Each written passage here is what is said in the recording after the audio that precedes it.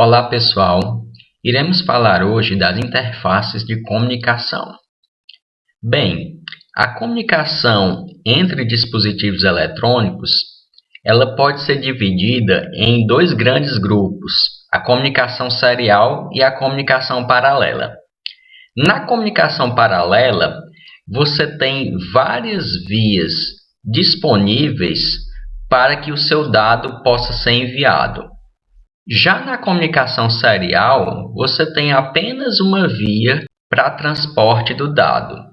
Então imagine que eu queira enviar um dado com o tamanho de 8 bits. Na comunicação paralela, eu posso colocar de uma vez todos esses 8 bits e enviar essa mensagem toda de uma só vez. Na comunicação serial, esses bits eles vão de forma serial, um atrás do outro. Então, nesse tipo de comunicação, eu só envio um bit por vez. Já na comunicação paralela, eu posso enviar vários bits por vez, dependendo da quantidade de vias que eu vou ter no meu padrão de comunicação. Então, como vantagem, a comunicação paralela oferece, em relação à serial, uma maior velocidade dos dados, tendo em vista que você pode enviar esse dado na forma de blocos de n bits, dependendo do número de vias que você tenha. Mas existe a desvantagem que você precisa ter várias vias. Então, na comunicação serial, a vantagem é que eu tenho apenas uma via de comunicação. Mas, como desvantagem, eu vou ter uma velocidade menor em relação à comunicação paralela.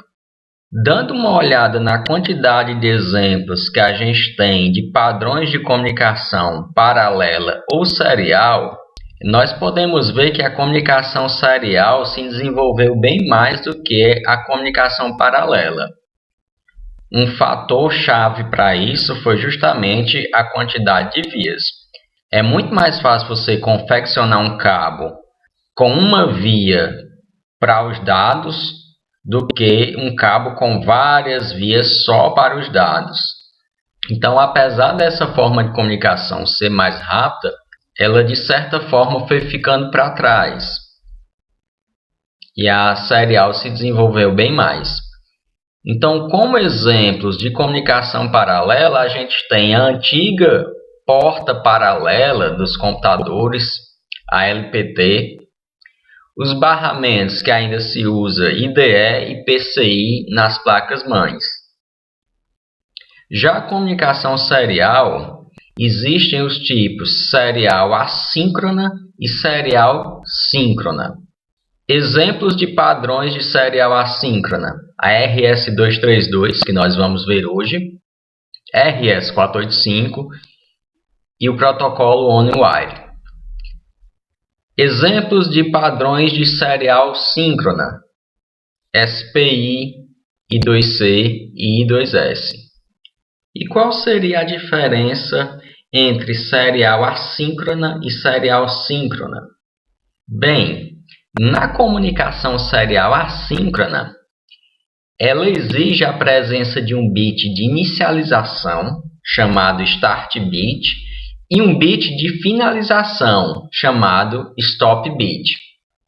Então, a via permanece em nível lógico alto. Quando esta passa para nível lógico baixo, essa passagem vai indicar uma inicialização. Isso aqui é o start bit, o bit que diz que a comunicação vai ter início. Depois que os dados são enviados de forma serial, um atrás do outro, vem o bit de finalização, o stop bit, e a via permanece em nível lógico alto. Caso ela vá para baixo novamente, indica que um novo bloco de dados será enviado. Novamente, os bits um atrás do outro, porque é comunicação serial. E depois uma passagem para alto vai indicar uma finalização. Já na comunicação serial síncrona, é exigido mais uma via, além da via que leva os dados, que é chamada via de sincronismo. Essa via vai enviar um sinal de clock entre os dois dispositivos, normalmente chamados de receptor e transmissor ou master e slave. Então, na comunicação serial síncrona, você tem a via dos dados e mais uma via que é enviada o clock. Os microcontroladores, eles contêm módulos especiais para tratar esses tipos de comunicações. Esses módulos são chamados de UART, que é Universal Asynchronous Receive Transmitter, ou USART, que é Universal Synchronous Asynchronous Receive Transmitter. Antigamente, a gente tinha os CIs UART, ou seja, um circuito integrado que fazia essa função de módulo universal, transmissor e receptor para comunicações assíncronas, um CI. Mais tarde, isso foi levado para dentro do microcontrolador. Então, isso passou a fazer parte do microcontrolador e não mais era um CI externo. E depois, esses módulos passaram a trabalhar tanto com comunicação assíncrona como síncrona. Então, hoje nós temos nos nossos microcontroladores o módulo USART, que é um módulo para tratar a comunicação serial tanto assíncrona como síncrona.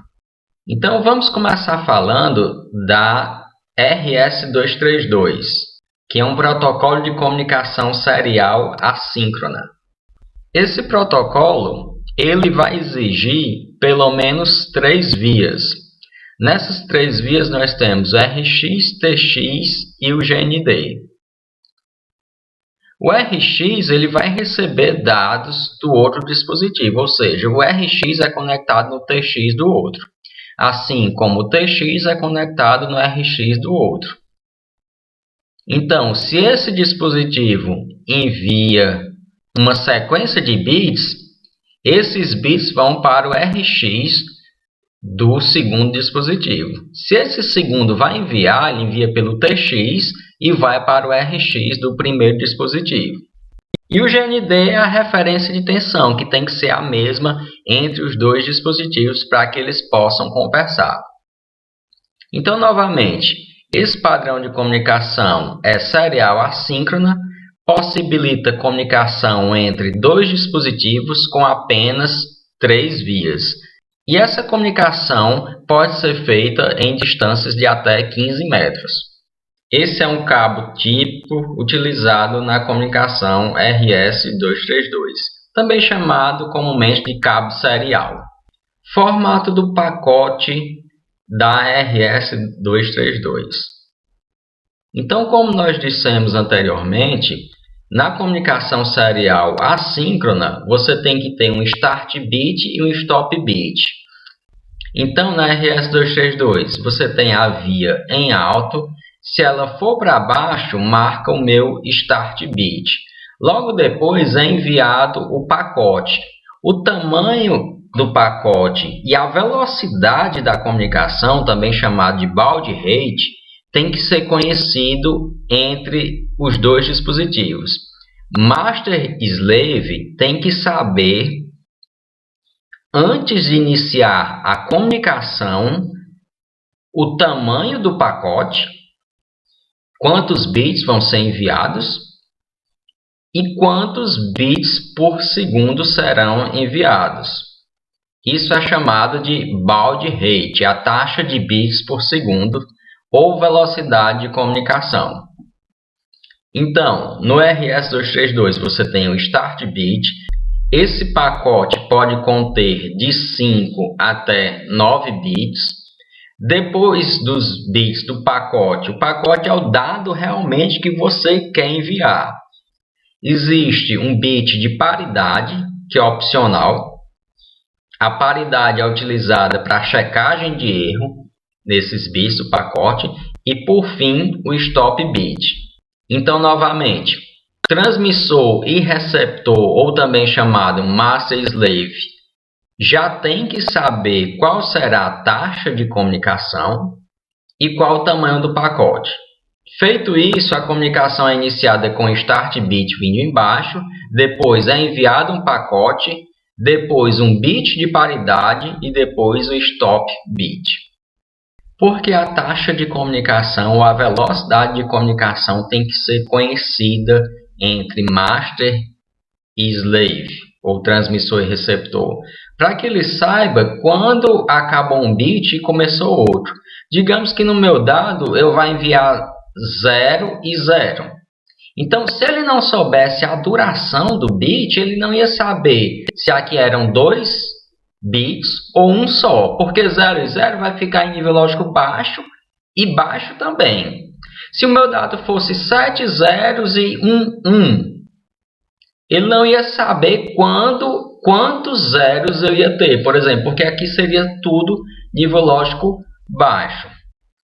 LSB significa Least Significant Bit, ou seja, bit menos significativo. E MSB significa Most Significant Bit.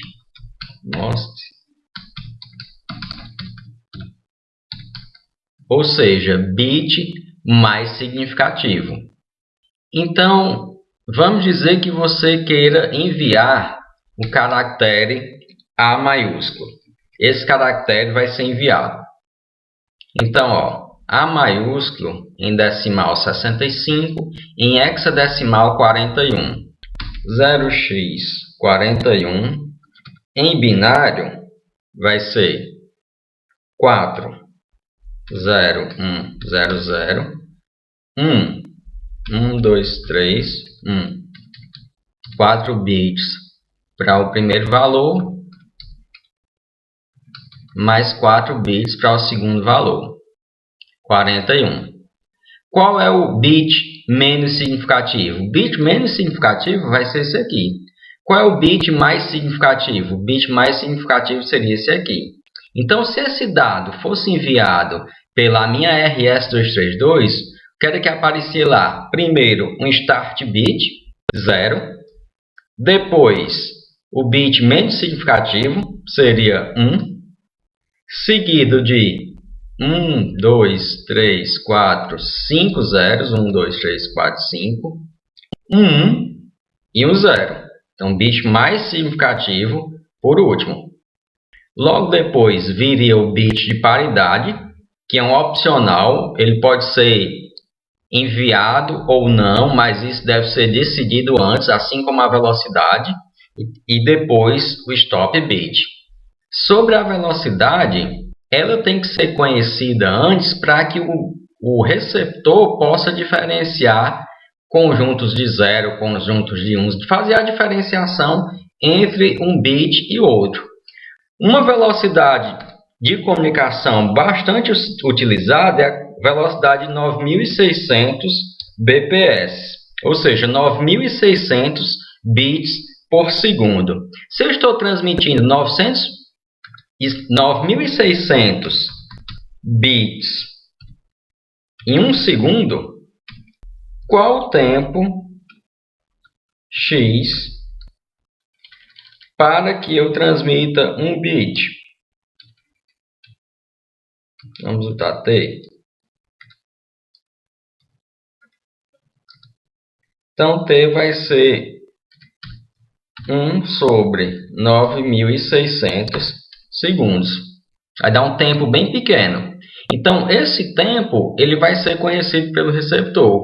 Aí ele sabe a duração de um bit e já sabe que depois daquele tempo já é o próximo bit. Sobre o bit de paridade. Esse bit ele serve para a verificação de possíveis erros na transmissão. E como eu já havia dito, ele é opcional. A paridade ela pode ser par ou ímpar, sendo que é mais utilizada a paridade par. Quando for ímpar, é simplesmente a inversão desse bit. Então, o que é que ele faz? Só lembrando que esse é uma verificação de erro no pacote de dados. E é uma forma bem simples, porém eficiente, para a verificação de possíveis erros. O que seriam esses erros? O bit durante a comunicação ele foi distorcido. Ele era 0, passou a ser 1. Ele era 1, passou a ser 0. Então, como é que é escolhido esse bit P de paridade? Ele é simplesmente o resultado da operação ou exclusivo entre os bits do pacote. Então, pegando, por exemplo, o nosso caractere A maiúsculo, aqui eu tenho o start bit, aqui eu tenho o meu dado. Então, o bit de paridade, utilizando a paridade par, vai ser 1 ou exclusivo 0, resulta em 1. Esse resultado você vai fazer com o próximo bit. Então, 1 ou exclusivo 0, 1, ou exclusivo 0, 1, ou exclusivo 0, 1, ou exclusivo 0, 1, 1 ou exclusivo 1 dá 0, e 0 ou exclusivo 0 dá 0 também. Então, o nosso bit de paridade, para esse caso, vai ser 0. Outra forma de se calcular o bit de paridade é verificando o número de bits iguais a 1 no seu dado. Caso este seja ímpar, o bit de paridade será 1 para tornar o valor par. Então, a outra forma, contar o número de bits iguais a 1. Aqui eu já tenho 2. Eu estou trabalhando com paridade par. Então, se eu já tenho 2, eu tenho um número par de bits iguais a 1. Já está par. Então, não vai ser 1 o bit de paridade, vai ser 0. Outro exemplo. Digamos que o meu dado fosse 1, 0, 1, 0, 1, 1, 1, 0. Qual seria o bit de paridade para a paridade par? 1 ou exclusivo 0 dá 1. 1 exclusivo 1 dá 0. 0 ou exclusivo 0 dá 0. 0 ou exclusivo 1 dá 1. 1 ou exclusivo 1 dá 0. 0 ou exclusivo 1 dá 1. E 1 ou exclusivo 0 vai dar 1. Então, esse bit seria 1. Fazendo pelo outro método. Quantos bits iguais a 1 eu tenho? Eu tenho 1, 2, 3, 4, 5. 5 bits, então é um número ímpar. Eu preciso de mais um bit igual a 1 para se tornar par. Então, a gente tem essas duas formas de se calcular o bit de paridade. Quando eu estou trabalhando com a paridade ímpar, eu vou simplesmente inverter esse bit. Então, se eu fizer o exclusivo, eu vou inverter. E se eu contar o número de uns, eu vou inverter também. Então, o que é que acontece durante uma transmissão? O transmissor vai enviar, vamos botar aqui o start bit. O transmissor vai enviar isso aqui, que é o dado completo. Start bit, está aqui. Dado, está aqui. Bit de paridade e stop bit. Então, o transmissor vai enviar tudo isso aqui nesse formato. Chegando no receptor, ele armazena o dado e o bit de paridade. Então, se esse valor de paridade não bater com o valor que ele calculou, ou seja, chegando no transmissor, houve erro e algum desses bits mudou de estado, se isso aqui não bater, o cálculo da paridade, o receptor descarta esse dado e avisa ao transmissor para ele repetir novamente essa transmissão. Aí você pode dizer, mas pode ocorrer aqui a mudança de 2 bits que vai resultar no mesmo valor de paridade. O dado chegou errado, mas tem o mesmo valor de paridade. Pode. Só lembrando que esse método é um método simples para checagem de erro. E todos os métodos eles não vão ser 100% à prova de falhas. Então, esse método ele tem essa falha. Você pode ter alguns bits modificados nesse dado e o bit de paridade resultar no mesmo valor. Voltando aqui para a transmissão do nosso caractere A maiúsculo, está aqui bit, start bit, caractere A maiúsculo, bit de paridade, stop bit. Isso aqui foi transmitido. pode chegar lá no receptor um valor assim, onde eu tenho a troca desses 2 bits. Então, pode chegar no receptor isso aqui, ó. Start bit 1, 2, 3, 4, 5 zeros. 1, 2, 3, 4, 5. E esses 2 bits aqui trocarem. Esse 1 se transformar em 0 e esse 0 se transformar em 1. Se você fizer operação ou exclusivo, ela vai resultar a mesma coisa, no mesmo 0. Quer ver? Ó. 1 ou exclusivo 0 dá 1. Esse 1 ou exclusivo 0 vai dar 1. O exclusivo 0 vai dar 1, vai dar 1, vai dar 1. 1 ou exclusivo 1 vai dar 0. Ou seja, eu tive o mesmo bit de paridade, só que o dado é outro. É aqui o stop bit. Então, quando o receptor conferir o dado com o seu bit de paridade, ele vai dar ok, esse cálculo. Só que o dado chegou errado. Houve uma distorção. Então, essa seria uma falha nesse método. Então, quem quiser saber mais sobre o bit de paridade, aqui eu deixo o link. E lá ele vai falar também de outras aplicações desse método. Então, pessoal, quando você deseja, por exemplo, a comunicação entre 2 microcontroladores via serial RS-232, a conexão é bem simples. O RX de um vai para o TX do outro, o TX do outro vai para o RX do primeiro. E eles vão se comunicar com o start bit, os 8 bits do pacote, paridade e stop bit. Mas quando você deseja comunicar o seu microcontrolador com o computador, por exemplo, aí existem algumas diferenças aí no padrão da comunicação. Então, antigamente, nos desktops, eles tinham a porta serial, conector DB9. Como era que era feita a comunicação com essa porta? Você precisava de um CI. O CI utilizado era o MAX232. O que é que esse CI vai fazer? Ele vai receber a serial nos níveis 0 e 5 volts, que são os níveis que o microcontrolador trabalha. Nível lógico 0, 0 de tensão, nível lógico 1, 5 volts. E vai fazer uma conversão para os níveis de tensão que essa porta do computador trabalha, que são 12 menos 12. 12 para o nível lógico alto, menos 12 volts para o nível lógico baixo. Então, ele faz essa conversão de tensão, mas o protocolo, a formatação dos bits, a questão do start bit, pacote, paridade, stop bit, isso aí não muda. Esse CI faz simplesmente a conversão de tensão nos 2 sentidos. Quando a informação vai do microcontrolador para o computador e do computador para o microcontrolador. Só que hoje, os computadores nem vêm mais com aquela porta RS-232. A gente trabalha com USB. Então, o primeiro circuito integrado que surgiu para a interface da serial 232 com a USB foi o FT232. Então, ele vai receber os sinais vindo do microcontrolador 0 e 5 volts naquela formatação que a gente já viu e vai converter para outro formato utilizado pela USB.